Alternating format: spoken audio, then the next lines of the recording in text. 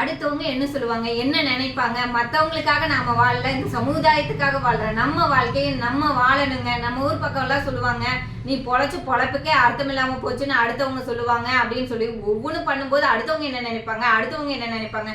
கல்யாணம் ஆயிடுச்சா, கொஞ்ச நாளைக்கு பொறுத்துக்கோ, ஒரு குழந்தை பிறக்கட்டும், எல்லாமே சரியா போயிடும், கொஞ்சம் அனுசரிச்சு போ, கொஞ்சம் கருன்னு யாரும் சொல்றதையும் காதுல கொடுத்து கேட்காம கொஞ்சம் அனுசரிச்சு போங்கன்னு எத்தனை நாளைக்கு தான் நீங்க சொல்லிக்கிட்டே இருப்பீங்க?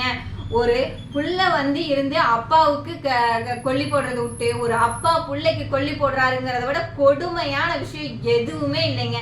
இன்னைக்கு ஆம்பளை பிள்ளையா இருக்கட்டும், பொம்பளை பிள்ளையா இருக்கட்டும், நீங்க சொல்லி வளங்க.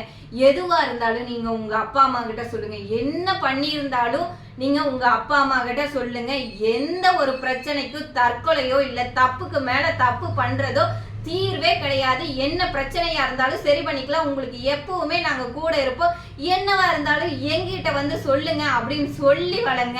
இன்னைக்கு பிள்ளைகளை தைரியமா வளர்த்துறோம், நம்ம சுதந்திரமா வளர்த்துறோம், எல்லாமே இருக்கட்டுங்க. தன்னம்பிக்கையா வளர்த்துங்க. உங்க கூட எப்பவுமே நாங்க இருப்போம். நாங்க இல்ல அப்படின்னாலும் நீங்க கத்துக்கிட்ட கல்வியும் நீங்க கற்ற கலையும் எந்த நிலைமைக்கு நீங்க போனாலும் கைவிடாதே அப்படின்னு சொல்லி வளங்க. பிள்ளைகளுக்கு தன்னம்பிக்கை கொடுத்து வளங்க. என்ன பண்ணினாலும், நீ எந்த சூழ்நிலைக்கு போனாலும், நீ கத்துக்கிட்ட தொழிலும் நீ கத்துக்கிட்ட கல்வியும் உன்னை என்னைக்குமே கைவிடாத. நீ யாரை எதிர்பார்க்காம உன்னோட வாழ்க்கையில வாழ பழகிக்கணும். குழந்தைகிட்ட ஒவ்வொரு நாளும் சொல்லிக்கோங்க, இன்னொரு ரிதன்யா உருவாக வேண்டாங்க, இன்னும் அவங்க ரிதன்யாவோட அப்பாவாட்ட யாருமே இனி கஷ்டப்பட வேண்டாம். நம்ம கண்ணு முன்னாடி நம்ம பிள்ளைங்க இல்லை அப்படின்னு சொல்றது ரொம்ப ரொம்ப கொடுமைங்க. இன்னைக்கு அந்த புள்ள பேசின வீடியோவை பார்க்கும்போது ஒவ்வொரு பெத்தவங்களும் கலங்கி போய் தான் பார்த்துட்டு இருக்கிறோம். இனி நம்ம குழந்தைகளை தன்னம்பிக்கையோட வளர்த்துலாங்க. Thank you friends.